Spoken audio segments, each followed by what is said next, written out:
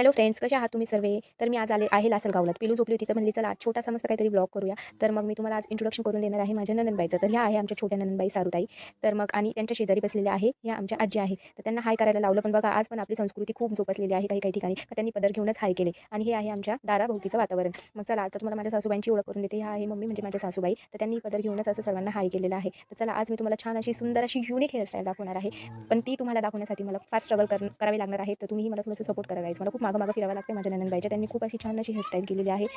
तर फायनली ही हेअरस्टाईल मी तुम्हाला दाखवत आहे. बघू शकता किती सुंदर अशी वेणी घातलेली आहे. आणि हे आहे आमच्या दाराभोवती एवढ्या गाया आहे, त्या चारा वगैरे खात आहे. आणि हे आहे आमच्या शेजारचे बंगले वगैरे. आणि हे बघा खूप सुंदर अशी फुलं आहेत. त्यांचा कलरही चेंज होतो आय थिंक. मला माहीत नाही कुठली फुलं. चला तर आज आम्ही छान अशी पुरणपोळी बनवणार आहे. त्यासाठी डाळीचं पाणी व डाळ शिजवलेली काढून घेतलेली आहे. व मम्मी पण इकडे कांदा वगैरे कापत आहे सारासाठी. इकडे मी गूळ आणि डाळ मिक्स करून लवकर लवकर गरम करत आहे पुरणासाठी. मग तितक्यात आमची नणंदबाई येते. मला हे खायचं, मला ते खायचं. खूप नाटकं असतात त्यांचं. जे असलेलं ते तर ते खातच नाही. मग त्यांना कांद्याची भाजी खायची होती. मग मम्मी नको फोर्स करत होती. मग त्या गेल्या कांद्याची भाजी आणायला.